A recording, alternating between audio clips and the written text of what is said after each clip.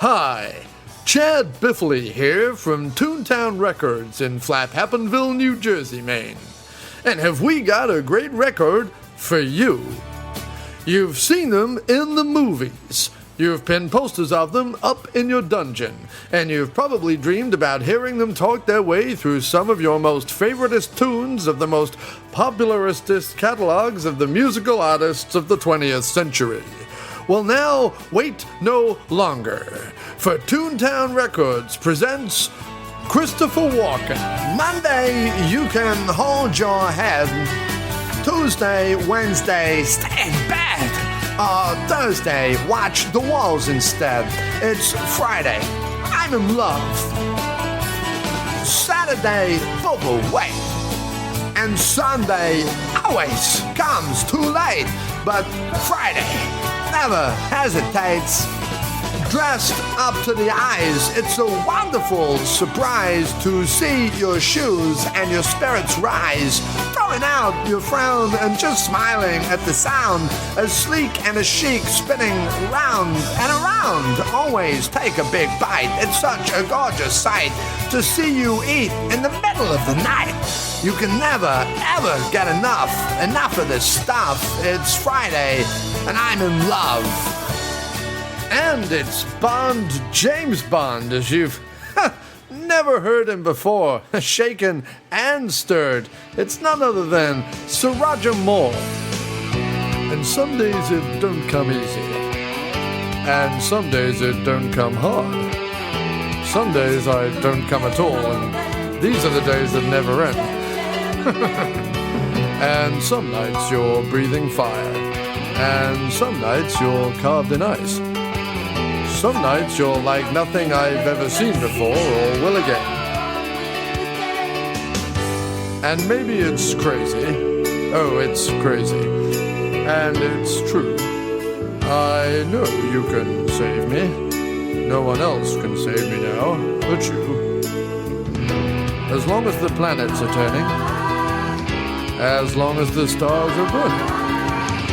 As long as your dreams are coming true. You better believe it, that I would do anything for love. Oh, I would do anything for love.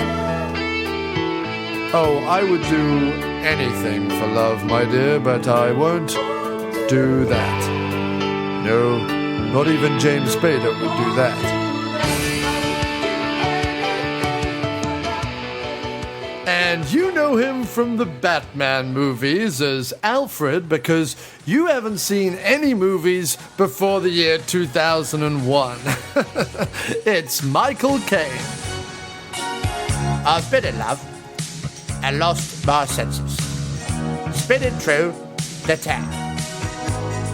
Sooner or later, the fever ends, and I wind up feeling dead. I need a woman who'll take charge on a love that burns hot enough to last.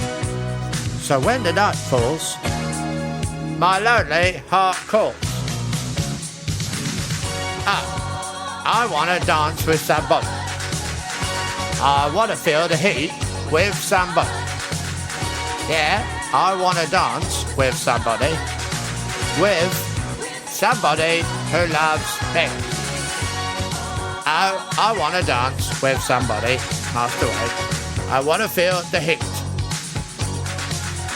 Yeah, I want to dance with somebody who loves me. All this and more is yours for the reasonable price of $29.99. But that's not all. Act now and we'll throw in this free album of bonus tracks that includes Brian Blessed's haunting rendition of Elton John's Your Song. And you can tell everybody this is your song. It may be quite simple, but know that it's done. I hope you don't mind. I hope you don't mind that I put down in the words how wonderful life is. Now you're in the world. and also this wonderful theme song from an after-movie diner.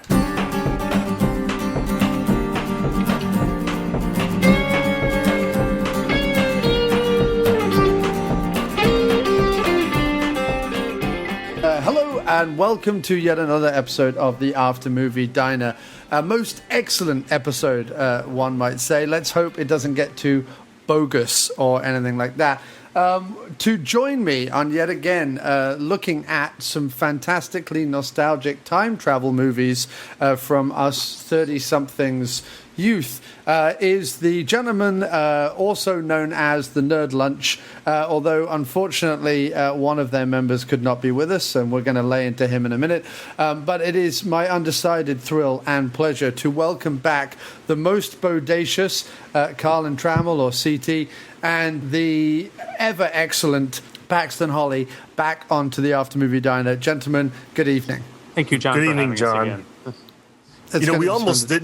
We almost didn't do it, but we saw future versions of ourselves who talked us into coming onto the show. Oh, nice. Very cool. Yeah, no, that's good. I'm glad Rufus is out there making sure the diner continues. Yes. Because I have this dream of the future that it's just the White House has been turned into one big diner, and it's just like giving out free burgers, and I'm on the decks at the back recording shows every night. And yeah, I don't think that's going to happen, but who knows? Who knows? Bill and Ted didn't think Wild Stallions was going to go anywhere, but it did, which is most excellent and fantastic. I'm going to stop saying no, actually mine, because I'm English, would probably be more like ding, ding, a ding, ding, a ding, a ding. It would be more like Bill's dad when he was possessed. Right, yes, it would be more like a well, his is more sort of George Benson jazz guitar, but mine would probably be a lute or something. It would probably be very medieval and ding-a-ding, ring-a-ding-a-ding. It would be all like green sleeves or something, right? We're going to be talking about Bill and Ted's Excellent Adventure and Bill and Ted's Bogus Journey. So let me ask you guys, CT first, I guess, why the idea for you guys to be my resident time travel movie experts? Well, we all love time travel. We talked about time travel on our show a couple of times, and it's just such a fun way of telling stories, and there's so many different ways of going about it. There's so many different rules where, in this kind of movie, these are the rules, and this kind of movie, it's done differently, and you can go to the past, you can go to the future. Alternate realities is just so much opportunity, and I also love the way that you can affect so many different genres. You can have something like Bill and Ted's that's very fun and comical and lighthearted.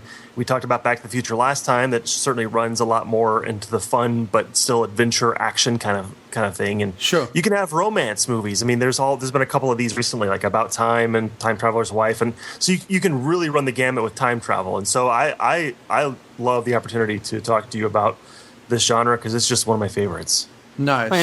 And like the kids say, time travel is kind of my jam, right? So ever since Back to the Future, when did kids say that, Pax? Exactly. Kids, my understanding is they are currently saying it right now. Is my understanding, right? And it's ever since Back to the Future in '85, which we talked about last time. I've been kind of fascinated with time travel genre, and I read books and I watch the movies, and I just kind of follow it along. And I have a feature on my blog called Time Travel where I review time travel kind of stuff. So nice. I'm just a big fan of the genre, and I watch as much of it as I can. And it's like CT said, it's just a lot of fun.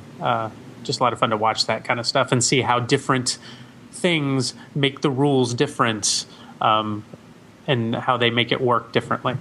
Yeah, because although they're obviously very different movies, in fact, just Excellent Adventure and Bogus Journey are sort of two completely different movies as well. But Bill and Ted, the two movies, are very different from the Back to the Future films, yet they both have a similar kind of MO in terms of just unabashed entertainment. And they have that kind of 80s look to them. Do you know what I mean? They just have that kind of 80s polished Spielbergian kind of look to them, you know?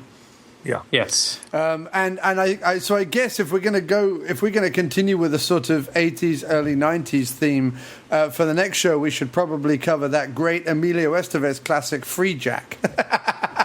I would be all up for that. I love that movie. I honestly haven't seen that movie. We were talking just before we started about sort of mom and pop video rental shops. I have not seen Free Jack since I rented it from a shop ages ago, and all I remember it as being completely and utterly bonkers. It's also one of those movies that kind of has never been sort of resurrected particularly by the internet as a cult movie, so I can only assume it's either the greatest lost classic or just a completely dire piece of confusing crap.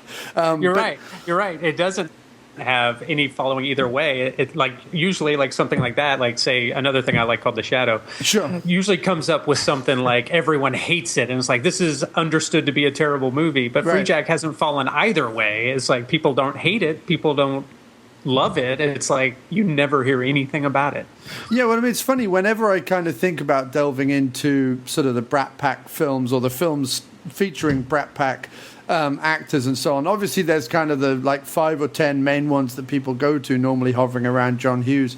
But there was a ton of movies made in sort of the 80s and the early 90s, actually off the back of those particular actors and that particular cast, the people who were particularly big at that time, that really just kind of, a lot of them sort of fell by the wayside in sort of big ways. You know, I remember my sister enthusiastically watching the Kiefer Sutherland, Robert Downey Jr. starring 1969, and then never hearing about that movie ever again. You know, so there are some of those films out there, and I feel like Free Jack is probably, in terms of the internet and cultdom, probably needs a resurrection. So I think we should definitely try and track that down for next time, and I'll try and find another one to pair it up with that's hopefully in a similar kind of bonkers 80s vein. I just looked it up, John, on fanfiction.net. Free Jack has a total of 1 fanfiction story submitted for it. That's so beautiful that there's one person out there. It is me. It is mine. But I think that's great. I love that. I love that Free Jack occupies, or rather, occupies a fairly unoccupied corner of the internet. I want to say, because it's one of those movies that I don't remember at all, other than he's a race car driver. There's an explosion. Mick Jagger is in it. I remember certain things about it, but Anthony Hopkins is in it. It's amazing. It's one of those movies that I feel should have a resurrection. So we're going to do that, guys, and soon. So when we next have you on the show, hopefully before the end of the year, I'll try and find another sort of equally bonkers time travel movie. There's also I mean, I wouldn't suggest pairing it with this, but the other one that springs to mind, and I can't remember the name of it, but the Christopher Reeve, you were talking about rom-coms earlier, but isn't Somewhere in Time. Yeah, Somewhere in Time, where he travels about the place. I mean, it's very sort of soppy and not our kind of movies at all, but that's another one that kind of springs to my mind from sort of, was that late 80s, early 90s, something like that? I think it was early 80s, right? Or early, yeah. I think like 82, 83. So was it after he did the first 2 Supermen and he just thought, I need a break kind of thing? I think so, yeah. Yeah, that's my recollection. Nice, okay, Jane Seymour is the female lead in that, right? Yes. Yeah, I've got a feeling. Yeah. Seymour fits the bill for kind of costume drama, soppy romantic escapades. That probably that sounds about right to me. Christopher Reeve, Jane Seymour. I'm on board if you guys want to do that. Well, I had an ex who was enthused about that movie, and I mean, I watched about 20 minutes of it, I think, once when I was on my on a sick bed, and she was like, "Oh, I'm going to put this movie on, and it's great. You'll really like it. Like, this will make you feel better." And, 20 minutes into it, I think I was asleep. But I was ill at the time, so who knows. No, we can check that out. I'm just trying to think of others that I know off the top of my head. I'm sure we'll be able to find some more. I'll do some research before next time. So, guys, why don't you tell us, before we crack on into Bill and Ted's Excellent Adventure, why don't you tell us what's going on over at the Nerd Lunch at the moment? Well, we just had a big episode where we teamed up with another podcast. As we've mentioned before, I think on the show, we do cover the nerd stuff. So we'll talk about science fiction, movies, retro stuff, comics, all that stuff. We also cover the lunch stuff. So we'll do episodes entirely about fast food, junk food. And we had the cast members, the entire cast of the Nosh show on our episode 137. And so there were 7 people on the show, and we did a fast food draft, and that's proven to be our most popular episode ever, actually. Wow, okay. Yeah, so that's been a pretty big deal for us. Check that out. We also were on the NOS show, so it's sort of like getting 2 episodes for the price of 1 in 1 week. And, all the usual stuff on either side of that. We've got an episode coming out where we discuss the first Star Trek movie. And Pax and I are still friends after that discussion. So, are we talking about Star Trek: The Motion Picture? Or are we talking Star about Trek, the motion Jar picture? Jar Abrams? Okay. Yes. I just heard the greatest. Someone called J.J. Abrams the other day Jar Jar Abrams, and I'm going to steal that. So I'm enjoying that. I wondered if you meant that terrible abortion of a film, but I'm glad. Yeah, the original Star Trek: The Motion Picture. That's an interesting film. I like the fact that it's meant to be in the future, but DeForest Kelley walks around in that movie looking something like a BG from 1978. It's quite fantastic. It was amazing.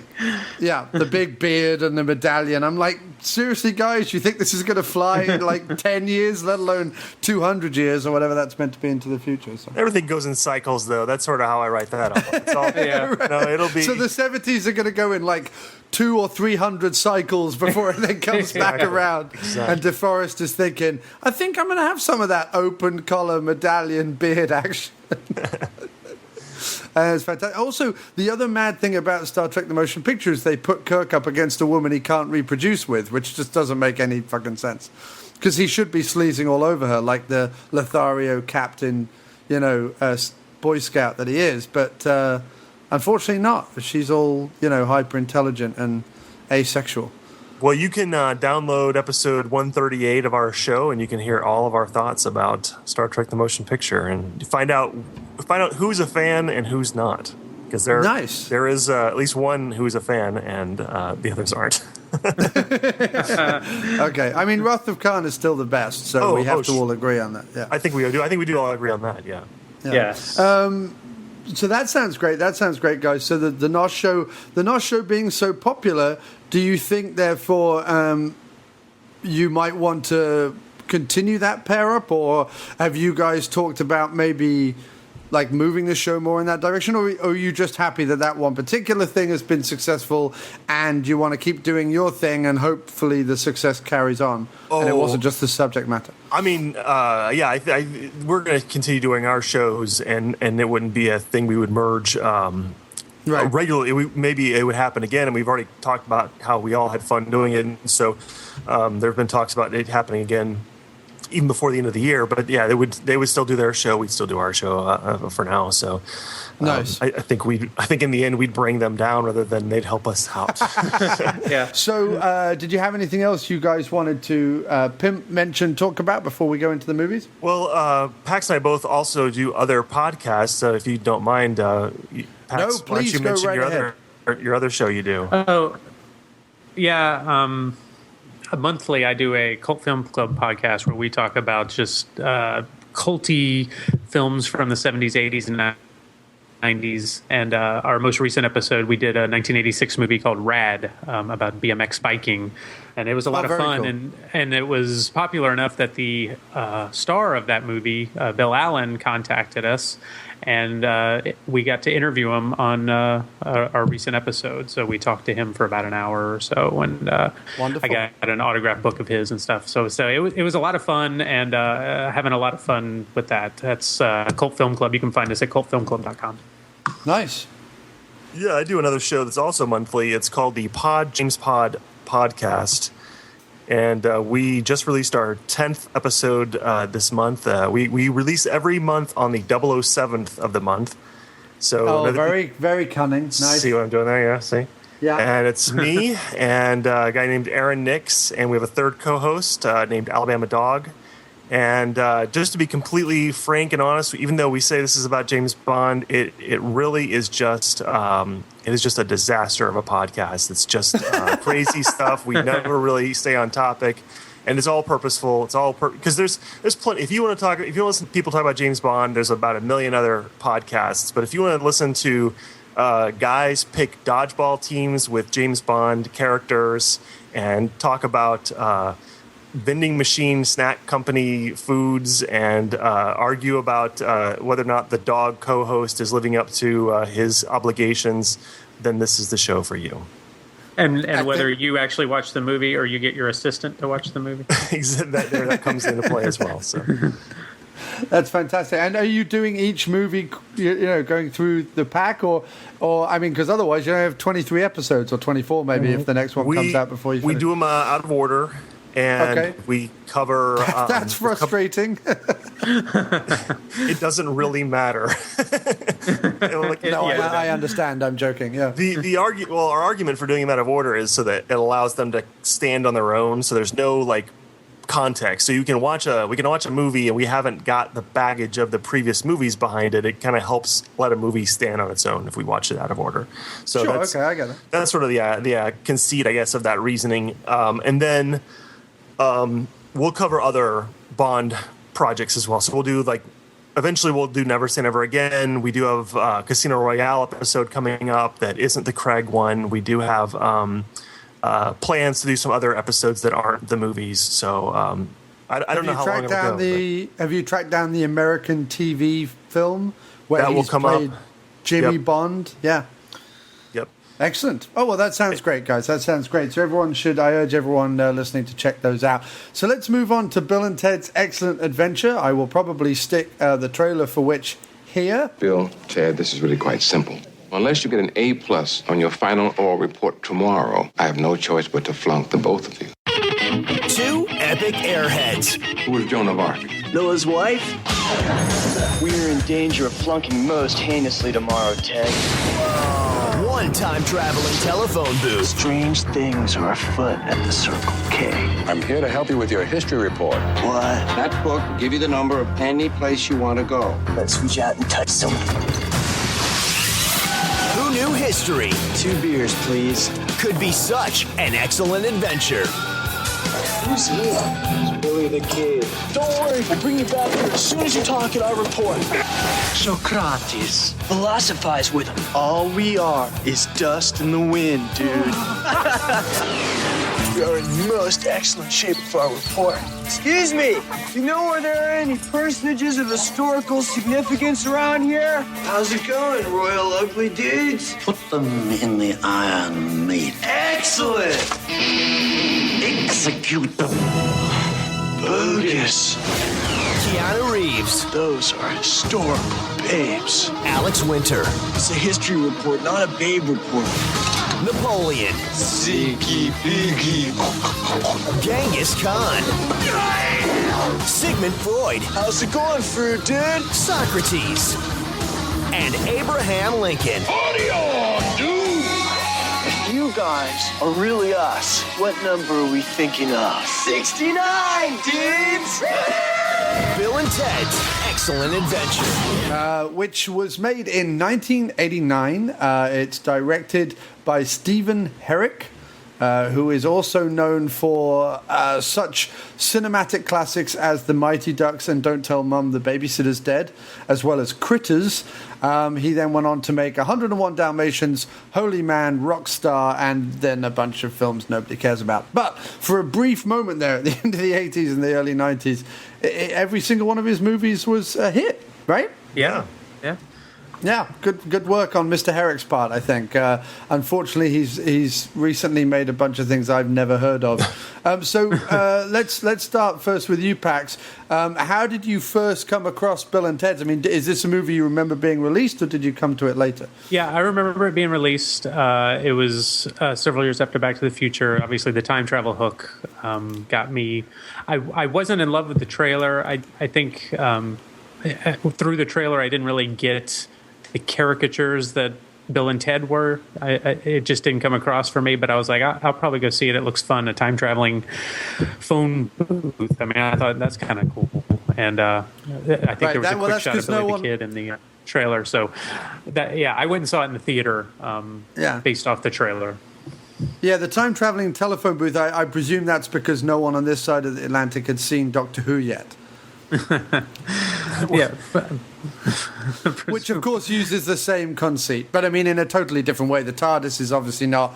I mean, this one, the telephone booth is just a telephone booth. I mean, you use the numbers to punch in the coordinates of where you want to go in time. It's not the same necessarily as the TARDIS, but it has similar properties. Like, it's bigger inside, clearly, because at first it's just 2 people, and by the end of the movie you're fitting like 13 people in there. Yes, no, there's a certain bit of artistic license, but I think that's the cartoony nature of both movies overall. There's a very sort of cartoony vibe come about, and it's interesting because, of course, this predates both Wayne's World and Beavis and Butthead, and of course, Beavis and Butthead are essentially like the evil Bill and Ted, but as cartoons, and it's interesting that would continue animation. So, CT, when did you first come across this movie, or do you remember it being released? I do remember it being released. I would have been in like junior high when it was released, and I didn't see it. I actually didn't see it until maybe in the last year for the first time. Really? Okay. Yeah, for whatever reason, though it did look up, like, because of time travel and all that. Everything else about it didn't seem like something that I would really like, and so I think I finally broke down and watched it just to sort of fill that gap on my own. Not for any reason, like not for like watching it for the podcast or anything like that. About a year ago, and so I don't know. I think because I wasn't in 1989 anymore. I wasn't in middle school. I don't know if it really spoke to me the same way it would have to any of you who watched it originally. Yeah, I mean, my history with this movie is I don't think I saw the first one in the cinema. I definitely saw Bogus Journey in the cinema. But 89, I seem to think that 89, I was aware of like TV stuff and Monty Python. I remember going to see Disney stuff and things in the cinema before 89. But when I was 8 or 9 years old, that's when I kind of remember really being aware there were things called movies and aware that they were being released. Do you know what I mean? There's just some idea behind there. This would have been a rental for me, but it would have been a kind of the moment it came out kind of rental for me. I definitely had the video and rented it several times and then purchased it. I can't say, funny enough, that it was ever a sort of passionate favorite of mine, or that the characters were ever a passionate favorite of mine, but there was definitely something that I was drawn to about the movie. But saying that, although I have owned them and I've owned them on DVD and various other things, I actually didn't revisit them as an adult. Or certainly this first one. I'd revisited Bogus Journey a couple of times, but I don't think I'd revisited Bill and Ted's Excellent Adventure as an adult until, this last year. When I watched it, and then I've watched it again in lead up to this show, and so I have. Yeah, I almost came to it afresh again. Although I do remember it being one of those that we did watch quite frequently when it first came out. I can't say what I made of the characters in. Coming from England, I don't know that the characters had any resonance or any kind of. I just thought it was they were just kind of dopey, fun, idiotic, kind of cartoon, dumb American teenager kind of characters. I didn't really kind of put anything more on that as a kid watching it. But it certainly wasn't anything. There's no British equivalent of those kind of characters. There certainly wasn't in the 80s, Yeah. Right, yeah, and you even made the Doctor Who comparison, and these guys could be no more, how to phrase it? There's no way they could be anything like Doctor Who, that character. I mean, the only thing, you look at this, and the only thing that's similar to Doctor Who is the fact that they're going into a box that's got a phone in it. There's nothing. Sure, yeah. Nothing about it like Doctor Who. No, and it's a very, the Excellent Adventure is a very interesting movie because I think that it's a film where it has clearly a ton of ideas in it. I just don't think any of those ideas are particularly seen through. I think that it kind of becomes a sketch film at a certain point. Yeah. Or becomes a kind of film of moments at a certain point. And I don't think Bill and Ted as characters, or even the odd appearance of the fantastic George Carlin as Rufus, tie the movie together as successfully as they would in the second one. I think once you've watched Bogus Journey, it's very hard to sort of then watch Excellent Adventure and think of it as highly. And although it was a much more successful movie and has the classic status, has a higher rating on IMDb, is one that people may prefer.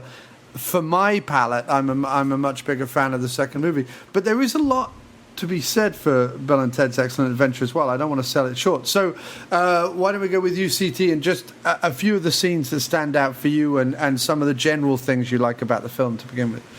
Okay. It's hard to get into some of this without addressing Bogus Journey, because I think the one major thing that this movie lacks that Bogus Journey fixes is the fact that there's no overarching, definite threat with a face. Right. With Excellent Adventure, there's a little bit of his Ted's dad. There's somewhat of a challenge there, but I mean, by all accounts, like Ted's dad is actually right. I mean, these guys are losers. Like, there's not like any like I hate Ted's dad. I mean, Ted's dad is especially in my 37-year-old eyes, like right. Ted's dad's right. Right, exactly.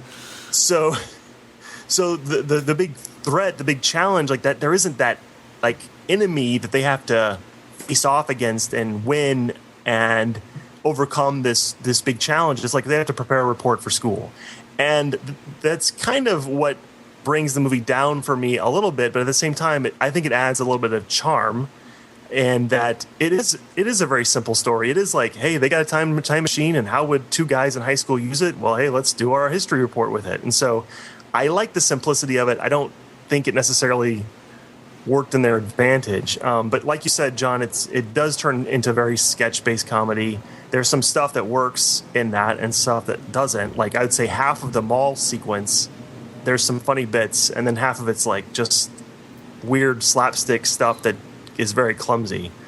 Yeah, I mean, what's most interesting in terms of it versus Bogus Journey is, of course, the thing that would make Rufus even give a shit that they do their history report doesn't happen until the end of Bogus Journey, which is their big international broadcast, which, of course, means that the future will be run by people who are disciples of Bill and Ted.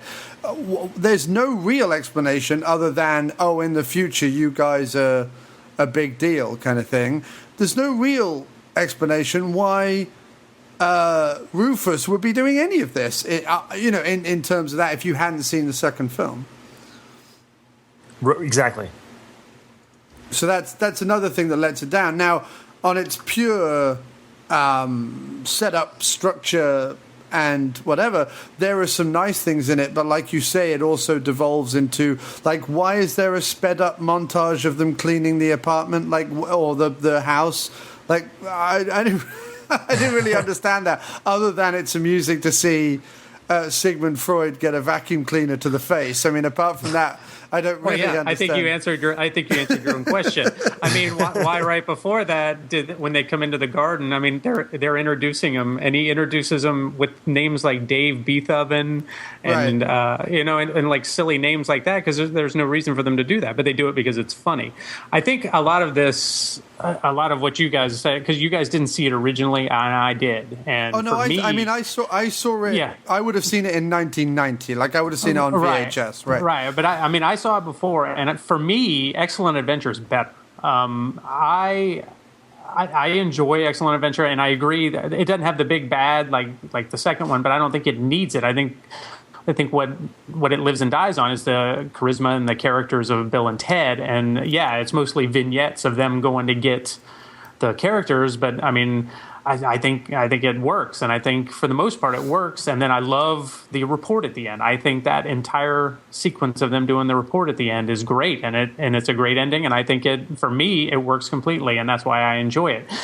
Is it a little thin? Why Rufus wants them to do it? I mean, yeah. I mean, obviously Rufus and everyone there is fine, so clearly it gets done. Why does he need to go back in the first place? Because it's going to get done. I mean, I don't know. I mean, that was kind of thin anyway. But time travel movies like this, usually you can find something that's like, well, why they do that? I mean, right? And it's a little weird. And one of the issues I just mentioned that because of it standing alone is the reason why I mentioned that. Not so much as a time travel plot hole, but the fact talking about this movie as a standalone film is a little odd. That's all I meant by that, just because of Ruth's. Yeah, I mean, and the movie's odd. I mean, it is kind of an odd movie, but that's why I like it. I mean, and one of the things I think that I don't have the issue with the big bad. I think my one issue is I think it's a dumb rule that the clock in San Dimas is always ticking. That doesn't make any sense, and it kind of negates the pro of having a time machine. That back in, like, wherever you travel in time, you have, when you go back, it has to be like, if you spent 3 hours traveling through time, it's 3 hours later you got to go back to. You can't go back to 1 second after you've left. I never liked that rule. I don't like it in Bill and Ted, and that's one thing that always has irked me. But other than that, I don't really have too much of a problem with. They also completely negated at the end of the Bogus journey. And then that always kind of. I'm like, so they made that big rule and then they completely ignore it at the end of Bogus Journey, which is what it's. But yeah, so no, but it's interesting why they even put it in there. I presume because there isn't a big bad driving the story. You've got to have we've got to be back by this time kind of thing driving the story, which is a little odd because, like you say, it's a time travel movie, so the whole tension of we have to be back at this time doesn't really make a lick of sense, but okay. I guess they essentially needed the ticking clock, I assume. So they just manufactured one by making some arbitrary weird rule that I've never liked, and I thought it was kind of weird. But. Sure. No, I mean, there's lots of stuff I like about the film, and there's lots of stuff to be commended about the film. I mean, the fact that you have on the surface two idiotic characters who are going to be doing dumb, slapsticky, a catchphrasey things, but essentially you then have lots of almost high-minded comedy. They don't take you've got a lot of high-minded characters that they go back to. Obviously you've got like Abe Lincoln and Socrates and Sigmund Freud and Beethoven and things like that. You've got a lot of characters who have some depth to them and some a requirement of some intelligence or at least some knowledge to kind of be able to get some of the references. But then I feel like they squander that a little bit. There's this idea that they all show up into the future and they're all just kind of okay with it. Like none of them are questioning it. And, Beethoven is rocking out on the synthesizers and Joan of Arc is like doing workout and whatever. And like, that's absolutely fine. My favorite bit in it, and that they actually again spoil it by then sending him off to the water park, but the Napoleon character, the idea that in the bowling scene that Napoleon, this arrogant, bombastic, leader of men, warmonger, this incredibly historical and important, a general character who's incredibly highfalutin and arrogant is reduced to a laughingstock in a bowling alley. I think that there's something there. Like there's something they are talking about, whether intentionally or not, about the idea that he's still just a short guy in a funny suit and a funny hat. And as much as he might do this or as much as he might do that in the past, we can all be caught with our pants down kind of thing. It's not intrinsically there, but there's something there that I was watching it again. I was kind of enjoying that aspect of it. And I thought a lot more could have kind of been made of that. And I think it would have been, while I do love the report at the end of it, and while I also am aware that I'm talking very seriously about Bill and Ted's Excellent Adventure, I feel that with the characters they brought into the future, especially someone like Abe Lincoln, I guess, especially something like Joan of Arc, even if you look at the difference between women when Joan of Arc was around and women the way they were, celebrated in the 80s or looked at in the 80s, there could have been more.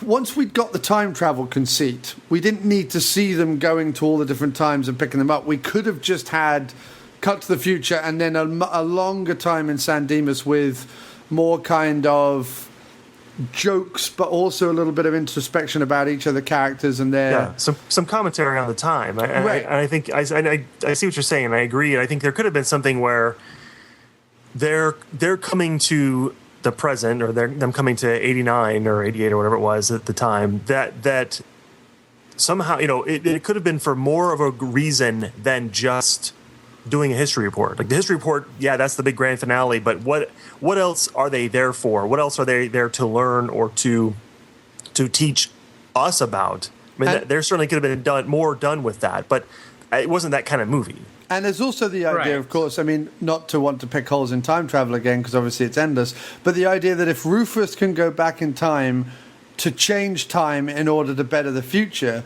then bringing these incredibly important, famous people from the past to the present and then plumping them back in the past again is going to have massively drastic effects on the present being their future, if that makes any sense. Yes. Yes. Meaning that if you take example, if you take Napoleon out of the past, bring him to the present, he learns a bunch of stuff, and then goes back to the past, and like he's saying in that end demonstration, build a big water slide through Russia, or whatever he's talking about that last bit. If he actually went back and tried to do that, the then present for Bill and Ted would be completely altered. Well, that, and I mean, they take all these people, and how long do they have them? Like a couple days. I mean, if Napoleon's missing for a couple of days during the war, I mean, and then they send him back. I mean, you think that would change history a little bit. I mean, what if he lost earlier because of that? He was gone a couple of days. Maybe he missed something he was supposed to do, or I mean, because the clock, according to their rule, the clock's still ticking back where they were. So, however long he has these people, they're missing in their time. Right. Exactly. Yeah. So. There is a big problem there. I mean, not that we should look too closely to Bill and Ted's Excellent Adventure for continuity, but yeah, there's some issue there as well that kind of, it does niggle your mind a little bit watching it as an adult. I will say that, so like you, John, I watched it within the last year, but just for me, it was for the first time, but then I watched it again for this podcast. And I was kind of dreading watching it again for the podcast, I will admit. But the second viewing, I liked it a lot more. And I think having seen it, having gone through it, knowing what the movie was, helped me better enjoy it the second time. I was expecting more of it the first time. I was expecting more of what you're talking about. And would that have been my personal preference? Probably. But knowing it wasn't there, it became more of okay, I can just sit back and enjoy Bill and Ted for who they are and watch the wacky antics. Well, the interesting thing I found watching it again was that the vernacular did not grate. There's a lot of those movies I watch back, and like a lot of the John Hughes or the those kind of things, where sometimes the vernacular or the 80s patois or whatever can really kind of grate, and you sort of think, shut up and talk normally. But with this, I think because Alex Winter and Keanu Reeves are genuinely like fucking great at these parts, like they're playing them really, really well, that actually their characters are endearing and are charming, and even with 2014 ears on, you can still watch them and kind of get involved in the movie. It never takes you out of the film. Yes, I think, and I can't say much for Alex Winter, but Keanu is some of his best work in these two movies. Like, he emotes and actually does stuff more than he does since probably the next time I see him do it is like in The Gift, like in the 2000s is the next time I see him do any kind of big emoting like this. Yeah, I mean, clearly Keanu should never have got serious. Clearly Keanu should just have done kind of comedies, because he would have been a lot better. It's kind of like, although obviously Hanks is a much better actor, I wish Hanks had stayed on comedy because he was so much better at it than he is at being serious, I think. So, Pax, did you have any comments on the performances in the movie? Yeah, like I said, I think especially Alex and Keanu, I thought they were really, really good, and they crushed it. I mean, I enjoyed them beginning to end, and like you said, their vernacular doesn't get old. I mean, I watched it for this podcast. I mean, I've seen this movie probably 10, 15 times since I saw it in the theater. And I watched it again for this podcast, and my wife and I were saying it back. We were doing the air guitar thing, and we were and we were doing all that stuff after watching it. So I mean, those guys are great, and obviously George Carlin is pretty good. If I liked anyone else, it was probably I enjoyed Ted's dad. I thought Ted's dad was funny. Yeah, he's great. And he gets to shine a bit in a scene in the next movie that is one of my favorites, even including of all the stuff in here. I think it's one of the funniest. But both of the dads are pretty good. So I love the scene. I love the scene in this one with the dad and Missy. Bill's dad and Missy in this one, where he shuts them out of his room as they go to the Circle K. Yeah. And in fact, that whole scene outside the Circle K, I like a lot. I think that's a good, strong scene. In fact, that's kind of some of my favorite parts of the movie, and probably the bit of the movie that feels a bit Back to the Future-ish in terms of its kind of style and design and vibe. I don't know why that is, but it does. It kind of has a Back to the Future kind of vibe, that bit. So their Wild West was very Back to the Future Part 3. Right. They probably use the same sets. Yeah, I would imagine so, because I mean, by sort of the end of the 80s, early 90s, there aren't many kind of streets like that left. In fact, I think the famous Warner Brothers one, Laramie Street, was last used for Briscoe County and then torn down. You've got old Tucson Studios, of course, still has a western town there because they get tourists there as well as using it for film shoots. But there aren't many left, actually. Just a brief chat then before we move on to the next movie. Sort of the idea then that this predates Wayne's World and predates Beavis and Butthead. Now, obviously, Beavis and Butthead have their kind of own thing going, and they're far more mischievous and generally thick. Rather than charmingly so. But certainly on Wayne's World, there's a ton of stuff. I mean, the Party On and the Excellent, which I'm sure was in the vernacular, I guess, of American teens. But there seems to be a lot that kind of continues on to Wayne's World. Is that something you guys found, CT? Yeah, I would say so.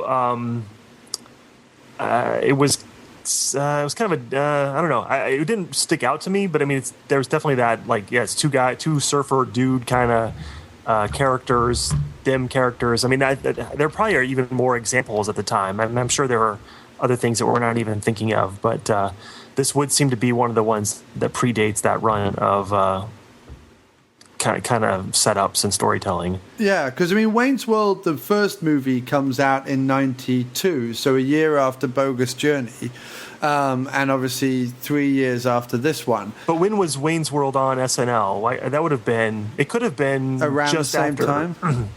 Well, I don't. Myers and Carvey would have been on late 80s, early 90s. I don't remember now when they started doing Wayne's World, but it could have been as early as 1991. That's what I was thinking. It was about 1991. So that would have predated Bogus Journey, or that could have been concurrent with Bogus Journey. Right, it would have been after Excellent. Yeah, if I'm remembering right. What interested me the most was that obviously Excellent Adventure was a fairly big hit for the time, and Bogus Journey actually wasn't. I mean, it did make money. It was made for 20 mil and had a box office of 38 mil, but that's not, by Hollywood standards, a hit. That's a flop. Even though to the rest of us, 38 mil sounds like pretty good. But it's the idea that then Wayne's World comes out a year later, and then that's a big hit again. And I just find that interesting, considering the similarities, and considering that actually out of the four movies, the two Bill and Ted's and the two Wayne's World movies, for my personal taste, I find Bogus Journey the most inventive, interesting, and fun of the four of them. And so the idea that then doing the same kind of shtick, but then keeping it fairly rooted in reality in terms of Wayne's World and Wayne's World 2, rather than having time travel and all the other stuff, why that would then be a success again, whereas Bogus Journey wasn't. I don't know. Bogus Journey, and we're not on that movie yet, but I think that's probably too high concept for the masses. I mean, you see that, I think we talked about that with Back to the Future even, where the second one comes along and it's confusing to people who don't... and it kind of deviated a bit. It tried something new and deviated a bit from the original formula, and I think that kind of lost people and, like you said, confused them. But if it was too similar when we came to discussing it, we'd be saying it's just another sequel retread. Exactly. No, you're right. I agree. I'm glad they did it that way. But I think for from the standpoint of the masses, or however you want to put it, people who aren't generally watching movies to think, it probably was confusing. Like, wait, they're not time traveling in this one. Wait, they're dead. Wait, I don't get what's going on. You know, that could have probably been the case to where that they just shut it out. So. Yeah, and there's some, like, the other thing I felt about Excellent Adventure is that there's some very good, you know, almost witty quip comedy, and I don't just mean their I don't just mean their catchphrases, but there's some actually good, like, asides and one-liners and ideas in sort of the first 30 minutes of the movie. But actually, the sort of the last two acts of Excellent Adventure become more of just a kind of romp with slapsticks and, oh, we have to go here and do this, then we have to go here and do this, then we have to go here and do this, then whatever. And what I liked about Bogus Journey, I think, is it brings back the idea of actual sort of intelligent one-liner, observational and quote comedy throughout the movie. You know what I mean? I mean, most of it is on Sadler's shoulders, to be fair, but we can talk about that more in detail in a second. Most of the people playing the famous people are unknowns in this movie, as far as I'm aware, right? I was actually going to comment on that there wasn't any stunt casting. There wasn't any, like, oh, here's Lincoln played by Jeremy Irons or whatever. Like, there wasn't, like, any kind of, oh, I know that guy when those people came through. So that, I think that actually helped, because then it let Lincoln be Lincoln. It let Sigmund Freud be Sigmund Freud. Like, I wasn't thinking of them as who they were as an actor or a star. No, and I think that really does help the film. And I think it's also brave that they speak their own language, and there isn't a whole bunch of, you know, trying to crowbar in Socrates suddenly being able to speak and understand English, or Joan of Arc being able to suddenly give eloquent speeches and things like that. I think it's brave and almost in an 80s high-concept American comedy to have all these historical characters, but also, you know, foreign European other language speakers as well. I feel like it's worth mentioning. I didn't bring it up earlier when you asked about favorite scenes, because it's at the end of the movie. But the whole idea of planting items after the adventure is over, and that being the solution. When I first watched it, I hated it, but this time I watched it again for the podcast. For whatever reason, this time it clicked with me, and I actually really liked it. I thought it was clever to then just start plotting out, like, okay, we need to do these 5 things after we're done, and oh, look, it's done. Like, here's the key. Oh, here's the tape recorder already going. It's clever, but it doesn't make a lick of sense. Because it's okay though. No, true. Yeah. It is okay, and I do enjoy it, and I like the fact they use it in both films. But obviously, how would they get through what they have to get through to do the first time round without being able to do those things? Do you know what I mean? Like, them going back afterwards and planting stuff there means that they have to have gone through it once, right? And if time is linear.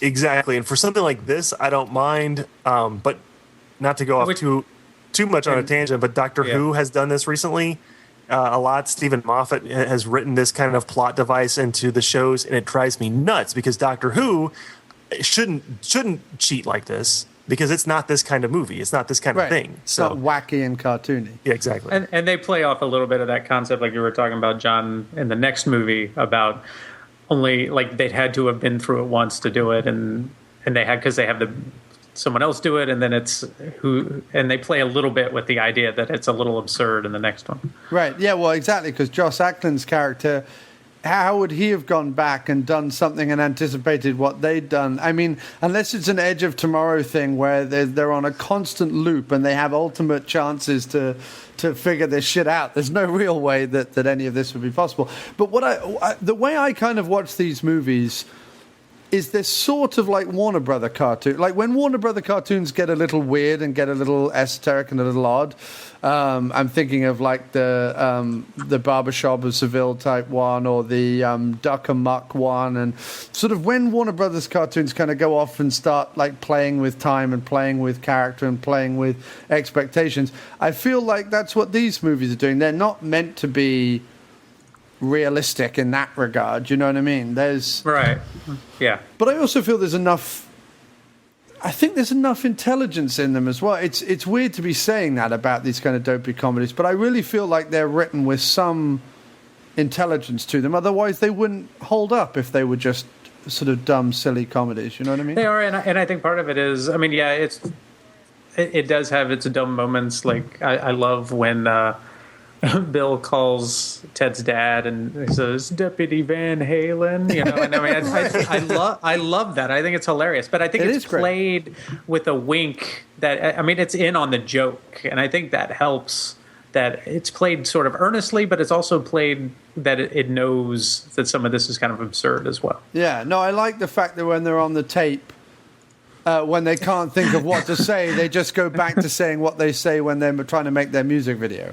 Yes. Yeah. The thing is once you've set up the characters, as long as you stay kind of true to those characters, the humor works.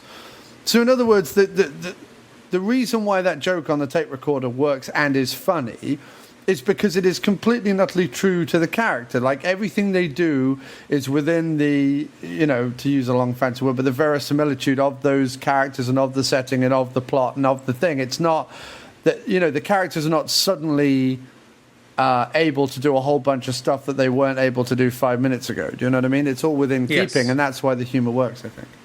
Yeah. And that means the writing has to have some intelligence behind it, because you can't just scribble this stuff off and go, oh, well, they're dumb teenagers, so we can have them say and do anything. There has to be some sort of continuation to it. And in fact, the way they build on, you know, the idea of bogus and bodacious and excellent, and these sort of these words that end up becoming kind of long and odd when, you know, Bill starts having these other words. I can't think off the top of my head some of them. What does he say about heaven? It was did he say tranquilizing or something? I forget what it is.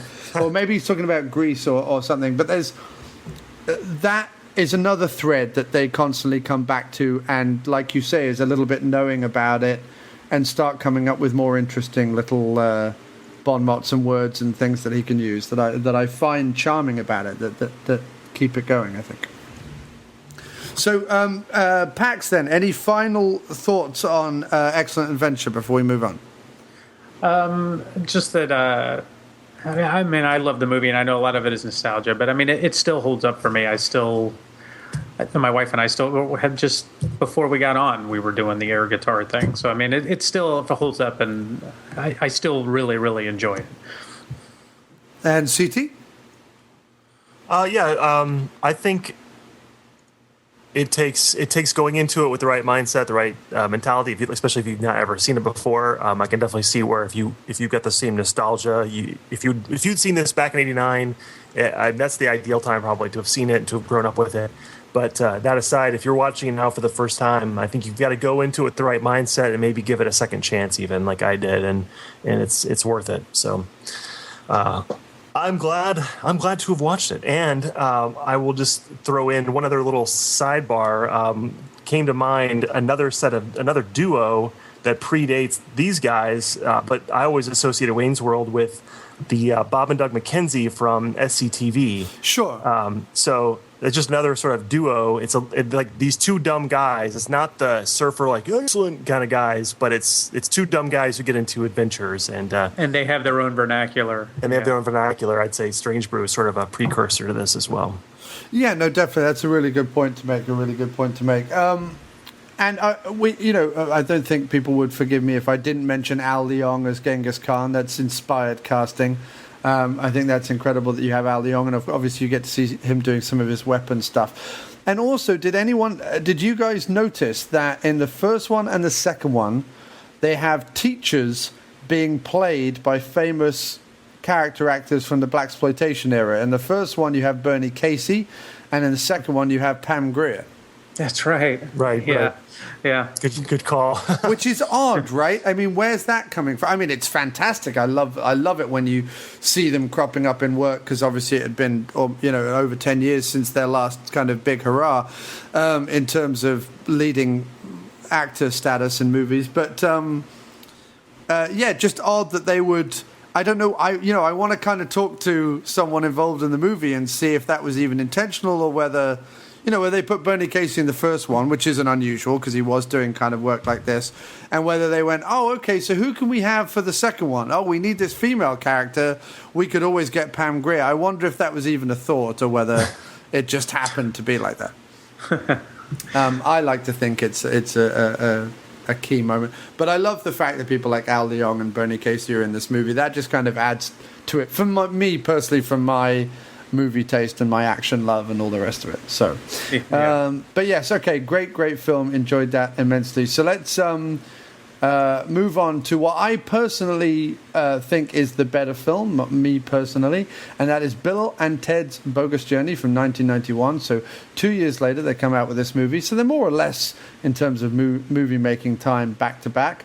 This time it's directed by Peter Hewitt, who has done nothing else that even comes close to being this good, doing as he has done. I mean, I suppose The Borrowers was all right, just maybe. But apart from that, he's done a sort of English comedy that failed to ignite called Whatever Happened to Harold Smith that nobody saw. He did Garfield. Wow, glad he gave us that. Zoom, which I've never heard of. And Home Alone, The Holiday Heist, which was a TV movie. They were still pumping out Home Alones in 2012. Who the fuck knew? Did you say Zoom? Is that the one with Tim Allen? Yes.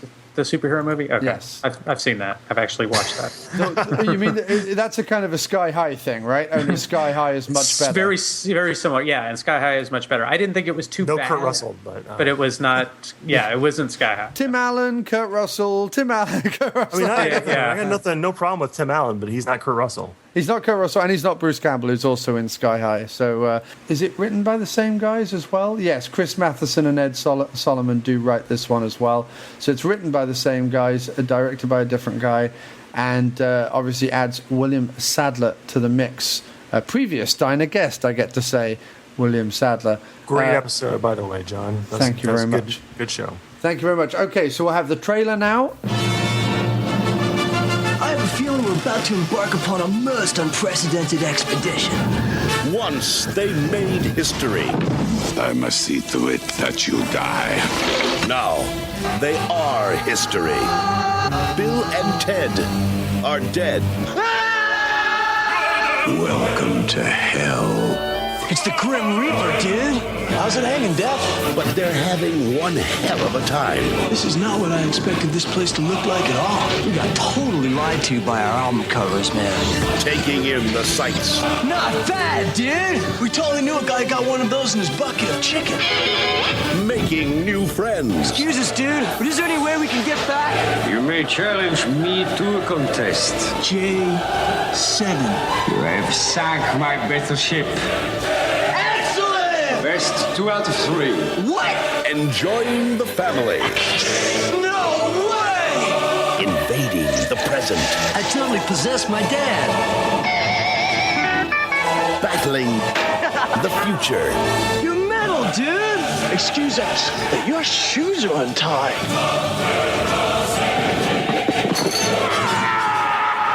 I can't believe we just smelled death! And meeting their maker. Guy, congratulations on Earth! Not to mention your other great planets.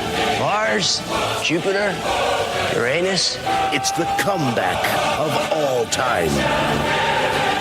Bill and Ted's Bogus Journey. It's a trip. Best of 7? Damn right! Ah, dude! Left hand red. Yeah! Bill and Ted's Bogus Journey.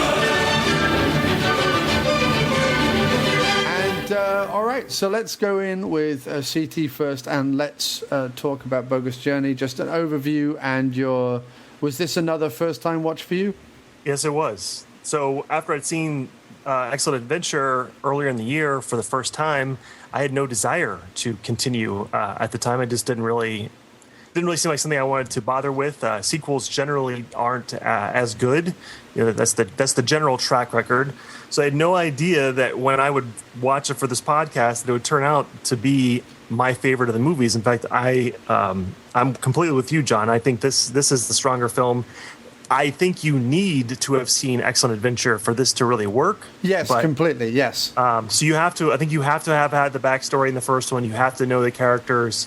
You have to have really gotten that sense of what the world is, because they do set it up again, but they don't really go into it much depth. And so I think now that you've got that out of the way, this is a great second adventure, and they go from there. I like that there is a threat, and like I was saying before, it's much more high concept. There's they die. I mean, that's kind of shocking, actually. They kill off the characters, and then they have to travel to hell and then heaven and get back. And with no ceremony either. It's not like a big mawkish death where everyone mourns their death. They're just like thrown off Vasquez rocks, and then immediately you're into even more comedy about the fact that they're dead. Right. So I enjoyed this a lot better, and I felt like that Keanu Reeves and Alex Winter came back and were even stronger in this. Their performances were even better than this, and they even do, because of the evil counterparts, they get to really expand their chops and do the evil versions of themselves, which aren't that different, right? But just different enough to where that they're different characters. So I was impressed. Well, the nice thing I like about it is that, and this is the mark of a good performance or good acting, whatever you want to call it, is that you are at no point watching Alex Winter and Keanu Reeves. You are watching Bill and Ted. Completely and utterly, I buy Bill and Ted. I'm not watching actors play a role. I'm watching two characters in a continuation of their adventures. And I'm completely, by the time I put in the second movie, I'm completely ready to just keep going. And I think you are completely right, CT. I think you have to have seen Excellent Adventure. And I don't think Excellent Adventure is a terrible movie. I think Excellent Adventure is a perfectly good movie. I think this betters it in terms of invention and creation and style and comedy and direction and just a whole bunch of other things, and having a through line and having a villain and so on. But I do agree, they do work very strongly as a double act in as movies. And so, let's hear from Pax then. So you're feeling, Pax, on Bogus Journey, and obviously you were a big advocate for the first one, so let's see what you think about this one. Yeah, I love the first one, so I went and saw the second one in the theater, and for years I was a little disappointed with the second one. I thought Bill and Ted were great, and there were sequences in this movie I love, and I think there are a couple in particular that I think are even better than some of the stuff that's in the first one. But beginning to end, I was disappointed with the movie, and that continued for years. Now, in the last 5 years, I've kind of started coming around to this movie, and I appreciate what they were trying to do and that they were trying to do something different. And I've come along a little bit more on it with the other stuff besides the couple things that I did love. So I'm starting to come around a little bit more on it. See, to me, it kind of fits in almost like Gremlins 2 in terms of as a big studio sequel. And, $20 million was quite a bit of money in 91 to throw at a sequel to what was probably more of a low-budget affair in Excellent Adventure. It was interesting to me to see for my taste, the combination of a sort of Gilliam-esque and almost Tim Burton-esque at times artistic kind of viewpoint to a lot of the material. I'm thinking especially about the hell sequences and the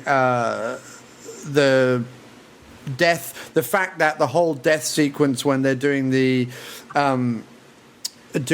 challenges and the games and things, the ice, you have sunk my battleship, that sequence, that whole bit is it's filmed how Gilliam would film comedy. In other words, Gilliam doesn't film comedy with big bright lights and here's comedy. He films it with like shadow and eerie shit going on and madness and whatever it is. I think that William Sadler only elevates this movie. I can't tell you how unabashedly joyful I was when this movie ended. Like it completely picks me up at the beginning of the film, makes me howl with laughter all the way through, makes me marvel at the invention not only of the storytelling but also of the direction and the set pieces and the art design and the sequence with the granny that obviously Alex Winter is also playing, trying to kiss the little boy in hell. The way that is done is, it's genuinely unnerving. I remember being an 11-year-old boy, like watching this in the cinema, and vividly remember it. And obviously, I think I've said many times before that I was kind of squeamish. Considering my love of horror now, I was not a kid who was into horror. But I did love Gilliam stuff. Like I did eat up Time Bandits and Brazil and movies like that. Like and 12 Monkeys later on when it came out and things. I was a big fan of that kind of stuff. And I was a big fan of Python and obviously Holy Grail and Life of Brian. They're filmed very naturalistically, even in their weirder and wilder moments. So, but seeing something like this in the cinema when I was 11, what it does for me is, yes, it was kind of nervous and nerve-wracking because there's this weird spooky stuff going on, but I'm also sat there as a kid like marveling at the way it looks and marveling at the color palette and marveling at the makeup and marveling at things. And I'm sat here watching it as a 34-year-old, having not seen it 100 times, but having seen it probably about a handful of times, and I'm still marveling at all those things. That's how I think that's why my love of this movie still holds up, is because I really do feel that it takes the concept of here are these guys and they're going to go on an adventure to maintain the future being what the future is that they created, this kind of be excellent to one another kind of utopia. To me, it finally sells me on them, actually. The first one, you look at, like, the whole gag is like, here are these two dumb guys, and the whole society 100 or 500 years from now is built on them. And to be honest, I had a hard time buying into that. But after watching Bogus Journey and seeing how they overcome that challenge, seeing how they die and come back to life, and then that raises to me them, in my mind, their character and who they are as people, then I can buy into, there's something to be said for a society built on these guys. As absurd as it sounds, these guys palled around with death and made friends with a Martian who had died and bring this Martian back from the dead and build robot duplicates of themselves to save the world. These guys did that. So society can be built off them, and I completely buy into that now. It's also the fact, as much as you can't watch this one without having seen Excellent Adventure, you almost can't watch Excellent Adventure and not watch this one. It's a complete continuation of the story. And in fact, to make a third one, now that I've seen these two again back to back recently, seems completely redundant. Because, unless, the future's in peril again? You know what I mean? Or we're now living in that future, but we're not living in that future in reality. So where is this now going to be set? I don't want them to mess with this. I love the idea that at the end of this movie, because of something that the villain tried to do, yes, kind of slightly sentimental, but also something that I do feel in my bones, this idea of music as the great uniter and music as the great kind of powerful force of love in the world. Because you can say I love you to a million people, but playing a love song to a million people has a whole other reaction. Do you know what I mean? It's so unifying in that regard.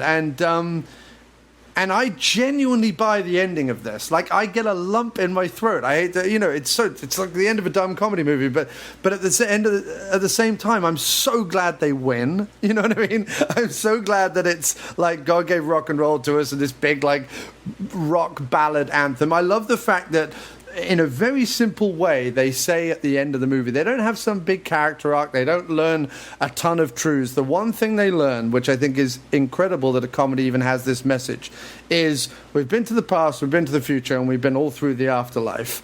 And what we've learned is, through all this, is not some big, great thing. It's that we want to be here right in time, and we want to be here in space. And that's like a huge, like, awesome fucking message to drill into people, because a lot of people wander around all the time with, oh, I should have been born in the 50s or 60s or 70s, or life was better when. And I think what we should be learning to do is living in the now.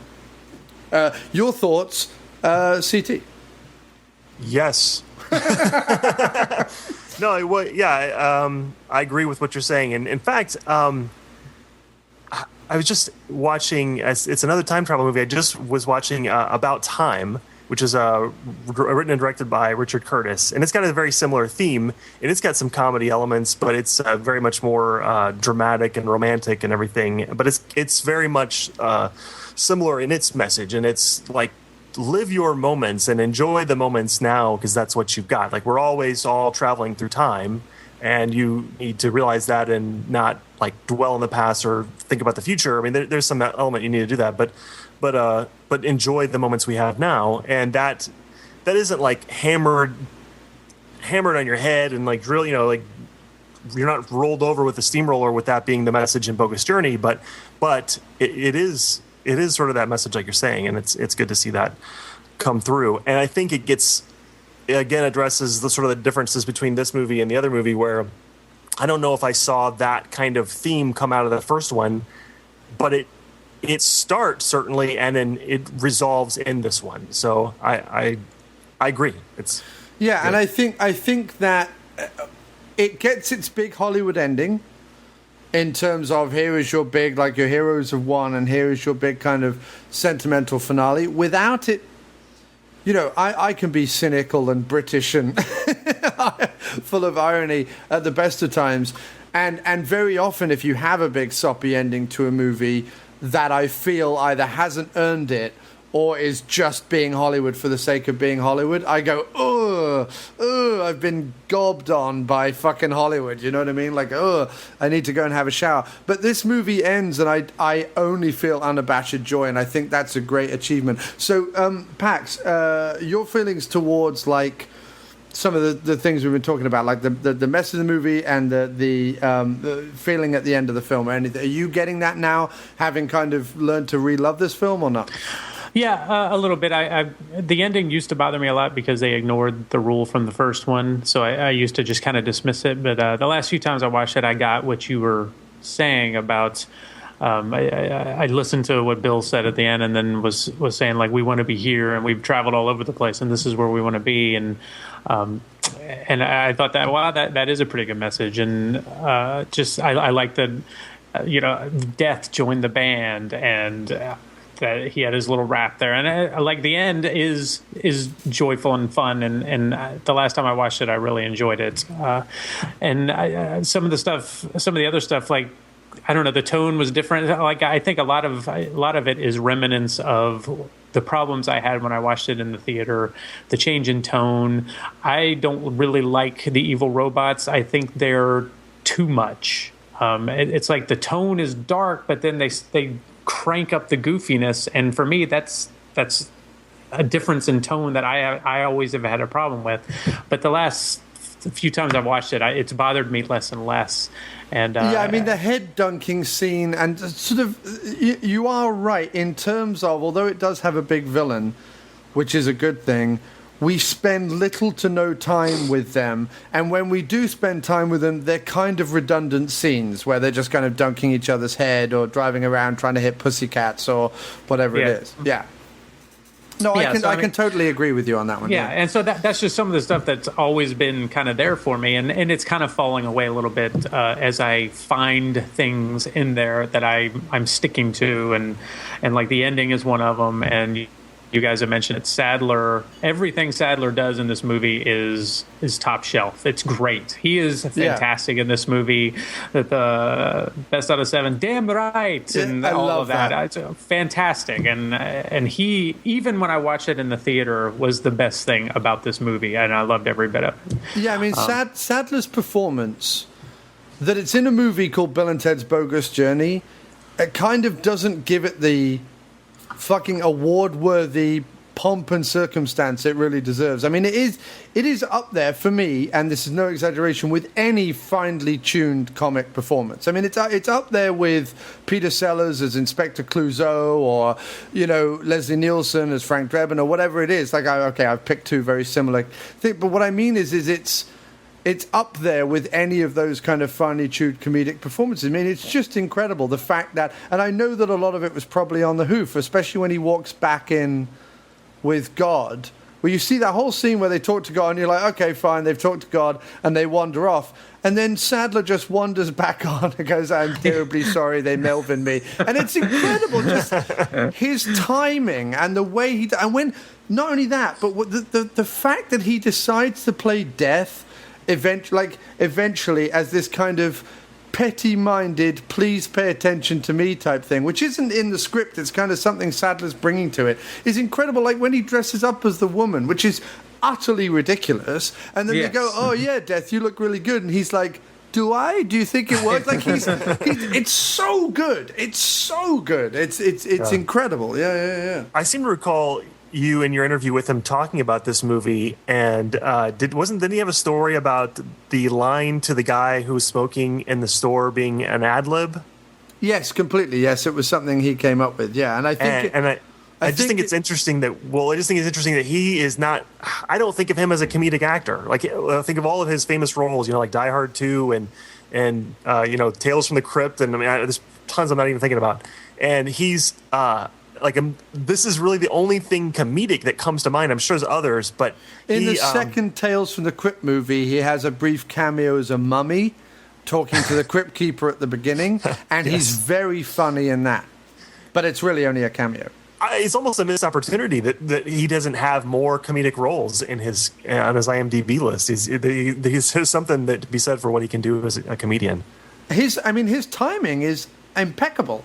His timing, the way that he mangles the accent around his mouth, the fact that he decided, obviously the look of it is from The Seventh Seal.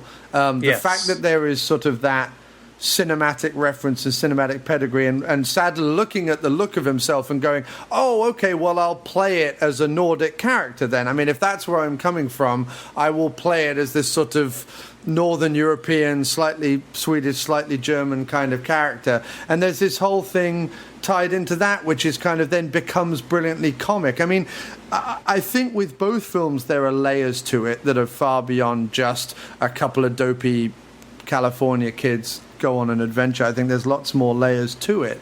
And I think that the Bogus Journey having the layers of cinematic reference and comedic reference and all that is a joy to someone like myself who is such a fan of cinema in general, Yeah.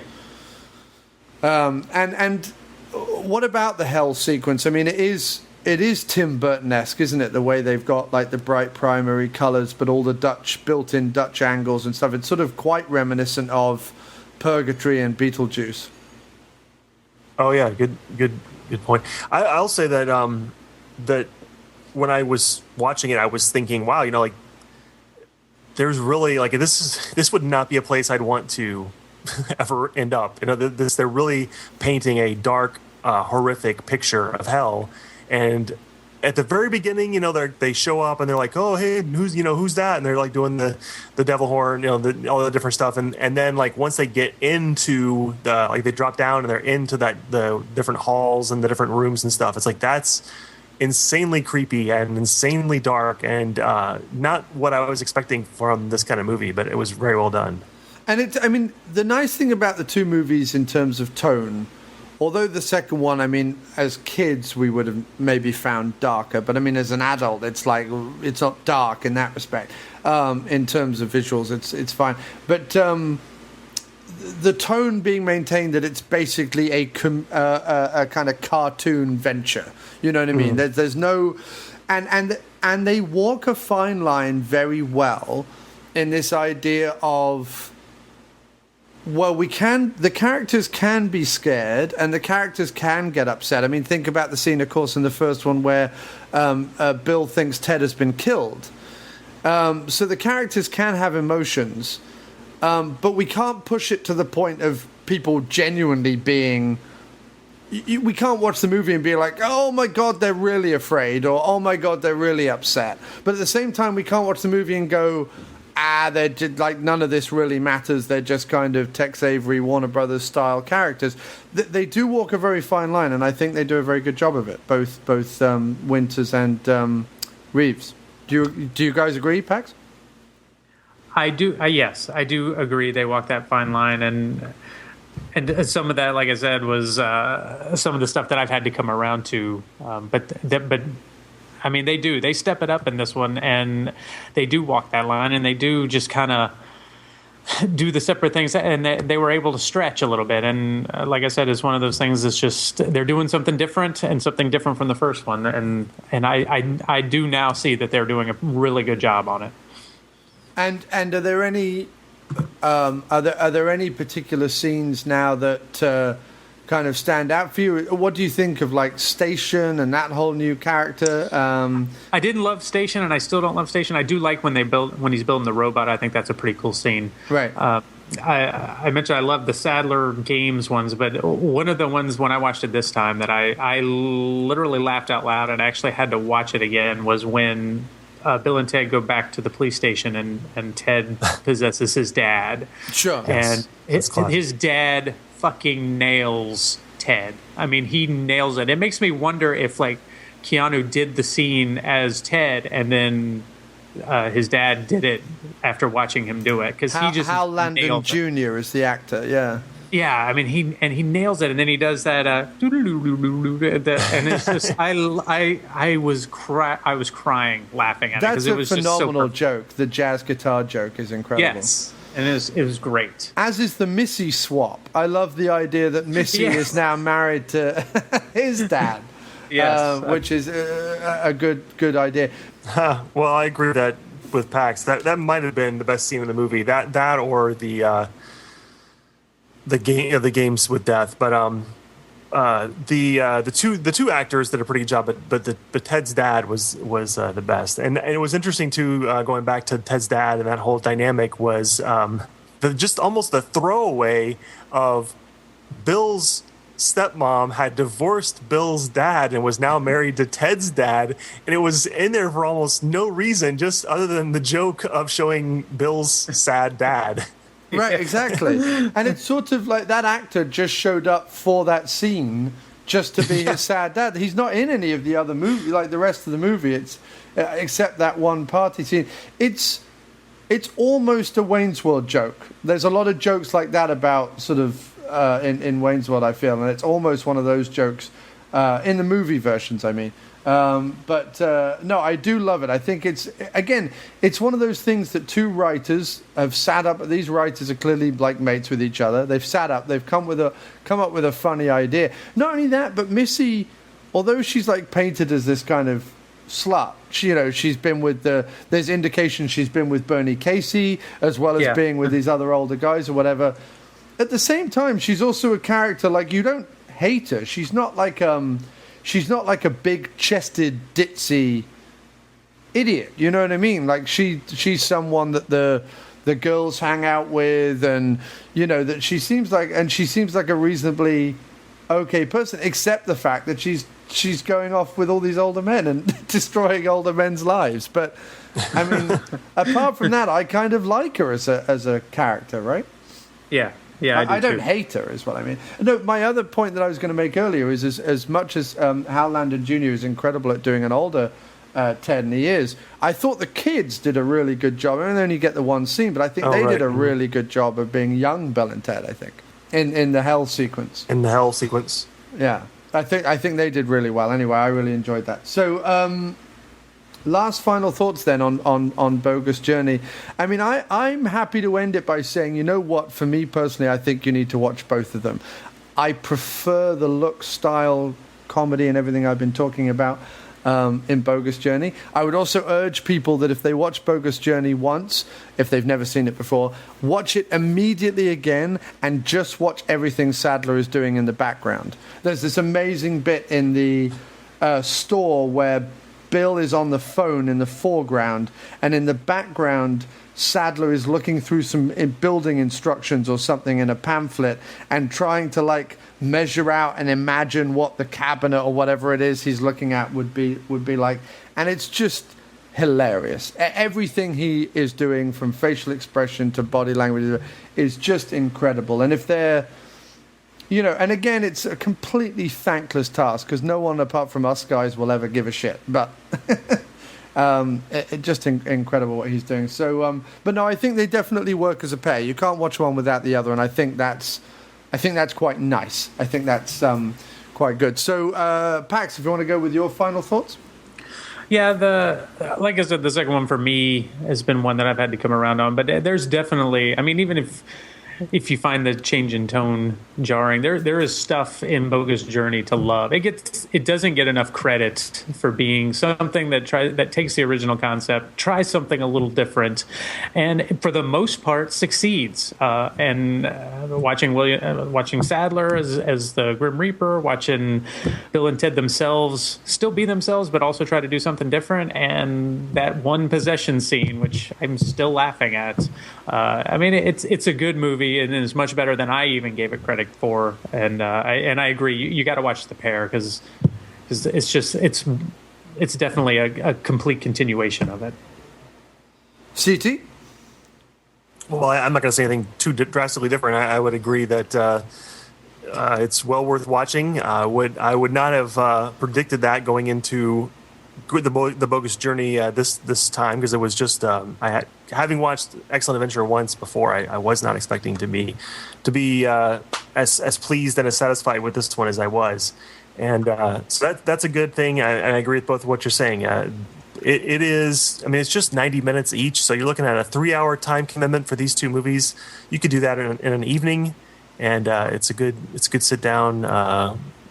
Pretty much family fun, I'd say too. I mean, I think it's something that, for the most part, you could watch with your kids. They'd probably get it too. So, yeah, and I think there's a lot more going on in both movies than is on the surface, which is something that I take away from it and enjoy. Because, as I said, you know, my formative years is Monty Python, and like them or hate them, there's a lot more going on in Monty Python than meets the eye. But there's also a lot of just plain unabashed silliness that's going on in Monty Python as well. So like these seem to be good things. Obviously I just want to give a shout out again to Pam Grier.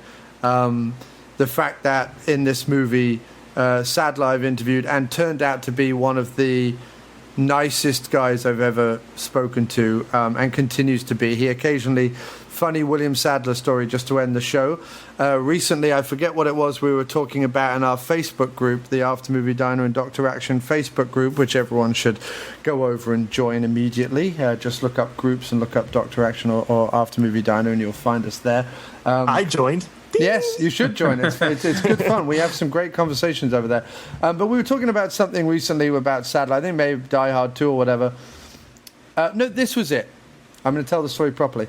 Someone was talking about the Denzel Washington trailer for the new Equalizer movie. And someone had posted and was talking about that in the group. And all of a sudden, because he does this sometimes, because he's friends with me on Facebook, Sadler popped up and said something along the lines of, oh, yeah, I remember working on the original TV show with Edward Woodward, is what he said, right? To which the person who'd been commenting above suddenly realized that William fucking Sadler had commented on one of his things, and he literally wrote, Jesus fuck, William Sadler, like question mark, exclamation mark, as if you could immediately like see his thought processes. So I thought that was absolutely charming. And Sadler is also, if I haven't told you guys, when I interviewed him, it was in the afternoon, and I think we finished around maybe 3:30, something like that. Anyway, I set to work editing the show and going about my day and blah, blah, blah, blah, blah. When I came back to Twitter, which is where we initially got communicating, I had a direct message, and I checked what that direct message was, and it was William Sadler again at about 8 or 9 o'clock at night. So it was some hours after we'd finished recording. I'd already said my thank yous to him, and he'd said his thank yous to me, and, we'd parted ways well. And he wrote another direct message at several hours later to say, thanks again, John. I was thinking back, and I really enjoyed that interview. Thanks so much for chatting with me, and take care. But, like, all the best, Bill. And I thought to myself, that's real class. Like, we've done our bit, we've done our interview, we've done our thing, we've ended very, friendly and congenially, no problem at all. To then be sat around and thinking, I did enjoy that, I should tell him again. Do you know what I mean? That's a class act. That's a real class act. So I really like that. It's a good Sadler thing. And of course, last but not least, Pam Grier is in this movie looking foxy as always. Wouldn't it be amazing if George Carlin lived inside Pam Grier? That would just be a dream come true. You'd have one of the best. That's where he is. Yeah, one of the best stand-ups in the world. One of the best stand-ups in the world ever, and one of the sexiest women in the world ever. That would kind of be my perfect woman. But that does remind me. I do wish there was more George Carlin, and not just because of his name, but I do wish there was more of him in the second one, because he shows up at the beginning, and then I kept expecting him to pop up somewhere, and it doesn't happen until the very end. Yeah, I mean, he's not in the first one as much as I remember him being either. So, and I don't know if it was just a favor he did, or whether he just cropped up for a couple of days shoot here and there.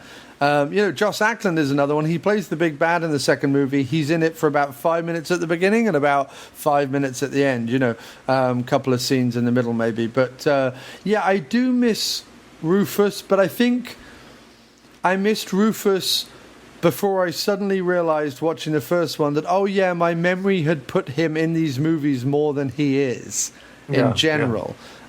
I always think of them traveling through time in the first one with Rufus, and of course he doesn't do that. Sadler, I suppose, kind of takes his place in this second one, but is far more an integrated companion than Rufus ever is in either of the two movies. But I know what you mean. Yes, I do miss George in the films. But he does his little bit at the beginning and end of this film, which is absolutely fine. But yes, Pam Grier. Always got to love Pam Grier. Any movie with Pam Grier in is worth being on the list. So, all right, guys. So that's that for those two movies. And we talked a lot about what you were doing earlier on in the episode. But if you want to re-pimp any of your stuff, let's do that now. Let's take that opportunity now. Pax, why don't you go first? Okay. Well, you can find me with CT on the Nerd Lunch podcast every week, and I do a monthly podcast, Cult Film Club, over on cultfilmclub.com, and you can check me out on my blog. I have a pop culture humor blog called cavalcadeofawesome.net. Yep, and you can find, as the aforementioned Nerd Lunch podcast on iTunes and Stitcher and all the places that podcasts hang out together. And if you don't want to do that, you can find us at nerdlunch.net. And then you can find James Pod also on iTunes and Stitcher. And we have a website. It's podjamespod.tumblr. That's without that. That's a Tumblr site.com. And I'm hanging out as Nerd Lunch and all the Twitter and Facebooks and all that stuff. Well, thanks ever so much for joining us, guys. I've had a ball. We'll have you back on definitely for free, Jack, and something else I can find. But you're not going to invite Jeej, right? Again, because we don't want him a part of this, right? Jeej wasn't part of the Back to the Future either, was he? No. So I think us three works fine. We don't need Jeej. I mean, what is Jeej really? At the end of the day, his name sounds like something that a window washer's apparatus makes a sound like on the window, kind of thing. Jeej. That's where he got it. Yeah. Okay. That was a long, convoluted way around. But no, honestly, thanks ever so much, guys, for being on the show. A lot of good times. And, please do come back soon. And everyone, check out Nerd Lunch. It's a great show. Good times.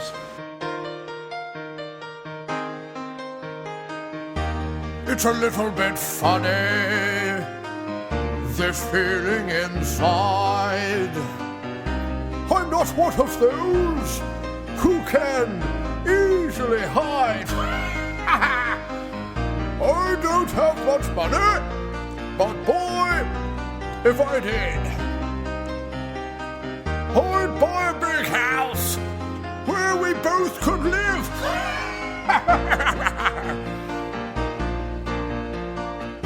If I was a sculptor, but then again, no. Or a man who makes potions in a traveling show with his beard. I know it's not much, but it's the best I can do. My gift is my song, and this one for you. And you can tell everybody this is your song. It may be quite simple, but know that it's done. I hope you don't mind. I hope you don't mind that I put down in the words how wonderful life is. Now you're in the world.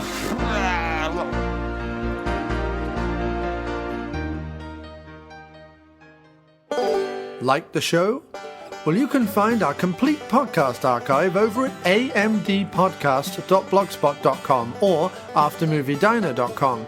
You can send us an email at aftermoviediner@gmail.com, tweet us at aftermoviediner, or follow us on Facebook at facebook.com/aftermoviediner. Or why not be a part of the show and leave us a voicemail over at speakpipe.com/aftermoviediner.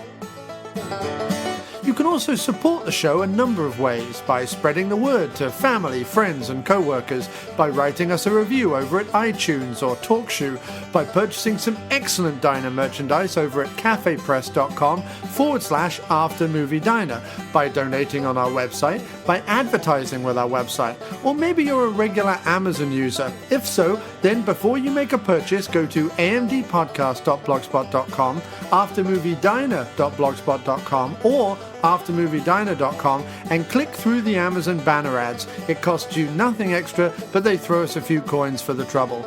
Or, like the movies we cover, then buy them over at our personal Amazon store, also on amdpodcast.blogspot.com. Really, thanks everybody for everything you continue to do, and please keep listening. There are men, and then there are second unit podcast men. The podcast you've just been listening to is part of the Second Unit Podcast Network. Find all of our shows at 2upn.blogspot.com or on Facebook under the Second Unit Podcast Network. Our fantastic list of shows include Drunk on VHS, We Came from the Basement, No Budget Nightmares, The After Movie Diner, Dr. Action and the Kick-Ass Kid, and Bloodbaths and Boomsticks. Take one podcast into the shower. Don't be a blithering idiot, Alan. We can give you the multiple podcast cleansing system all in one place that your hair deserves. Our programming is available across all platforms, from iTunes to Podomatic, TalkShoe to Stitcher, so you have absolutely no excuse. Listen today, and a free naked person of your choice will be shipped from Thailand to your door in a matter of weeks. The Second Unit Podcast Network, bringing you the action and leaving the boring stuff to the other guys. Bloody hell, who does a girl have to blow around here to get a decent beverage?